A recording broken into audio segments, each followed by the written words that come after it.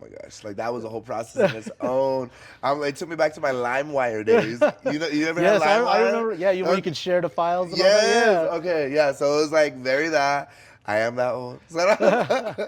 I'm right behind you. Uh, but like so like learning how to do your own music, learning how to send it through Gmail, having to set all that good stuff up, then actually going into the gig and then feeling confident to fucking go out in front of all these people you never met before, never seen before, and they're gonna judge you.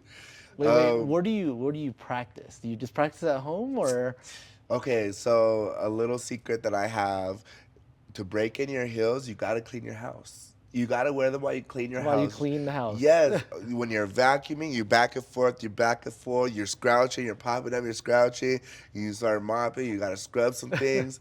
That's how you break in your heels, and then you listen to your music as you're doing that, and then you do a couple spins as you're vacuuming. When you're You, vibing and then your neighbor's like, "What?" yeah, exactly. Like, damn, this bitch got toes. But for like the main part of it, like, it's just where you can. There's people who rent out dance studios. There's Yeah. people that do it in their homes. For me, it's wherever I can. I'll do it at my home. I'll go into the gym. If I can get a rented out, dance studio, I definitely will. I'll go to a rec center that has a dance studio portion in it. You just kind of go where you can. I Yeah. don't have a specific place. Like I said, I do it all. Whatever I could get my hands on. Um, But you gotta get it in though. you Yeah, have you have to. to. Don't you dare sign people up to come and watch you, and then you look like shit.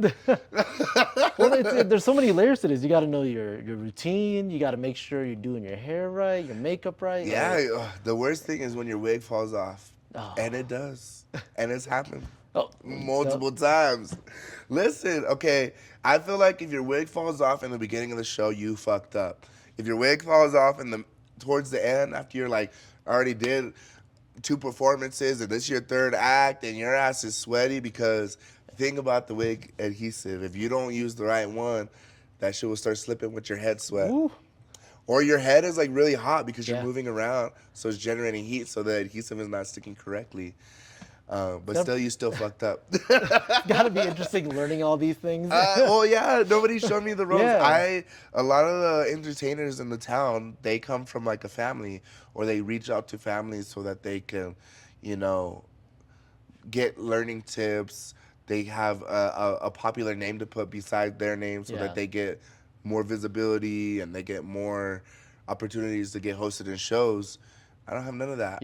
You're just there. I chose not to purposely. I didn't want Mm, to surround myself with another name that has yeah. previous, You wanted to make a name up for yourself. and I have, But yeah. and But, I have JJ. but to put yourself in the the reps of not knowing and failing and you're literally you do your craft like from the clothes to the hair to the makeup. I don't know how many people would want to do that, right? It's expensive and Yeah. it's tiring and it's time consuming. But it's amazing though. It's fun, Yeah. but that's like the thing that I love about it. Like you put so much heart and soul, blood, sweat, and tears. Like literally. Literally, you know how many times I poked myself with the needles or glued my fingers together or something. It's really, really hard to comprehend how much work you put into like a 5 minute song.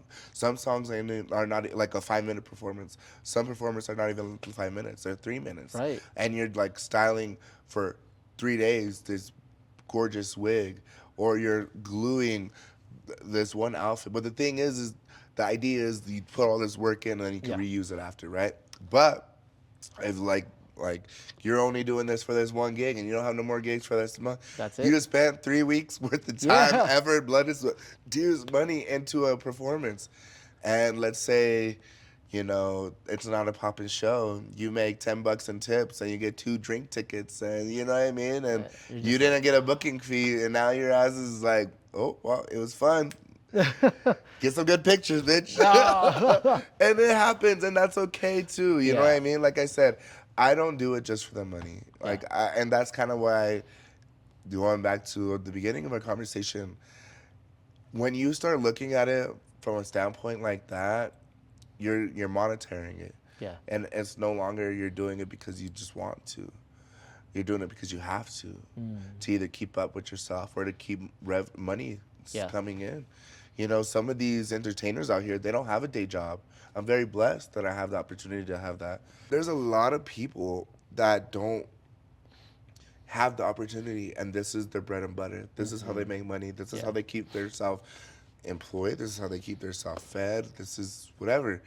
Um, and I was getting to a point like that too, where I was just like, well, I gotta make it to this gig. If I get $20, like that's gonna give me gas for back then. This is gonna give me gas for a couple days, if not a Yeah. week, if it's enough. Like you know, but sometimes you're like driving super far to the gig, and half the money you make at the gig is going back into your Just tank to get get back yeah. home. You might be able to stop at McDonald's, but you know that's maybe. um, But it's like you have to see that, right? yeah, And feel it and and it's okay too. You know what yeah. I mean? It's part of the gig. You know, Yeah. nothing is for sure. It's a form of hospitality. You know, you never. There's not one certain way that Yeah. it's always gonna go. You know, yes, you could rinse and repeat. Yes, you can do it over again like you did previously, but the turnout, you don't know who's coming with a stack of ones, or you don't know who's coming just to come and to hang out or enjoy a show. Um, which there's people who I've had in my audiences that are like, I didn't know I needed this. Thank you so much for doing what you do. And me, like, it was just another Tuesday, you know? Yeah. I was doing what I always did. And it was a rinse and repeat moment for me. But I really connected with somebody, or I did something for somebody. And that is what makes me love this kind of work. Is you don't know what somebody's going through in life. And you could just be having fun and doing like me, like I'm just like having fun, talking shit on the microphone, and people are like, "You made my fucking day." Yeah. And at the end of the day, that's really what I'm so excited to get back to. I'm like so excited to get back to that because I know in my day to day life I do that for certain people, but it's so different when it's like a drag queen. You know what I mean? Yeah. She got the hair, she got the makeup, she got the looks, and da da da da. And it's like all glamified, but at the end of the day, you're really making changes on people's lives. You're really out here helping somebody mentally, physically, giving them a brief form of entertainment so that they can want to come back and see you again. Yeah. They're coming here to see you and you got to show up.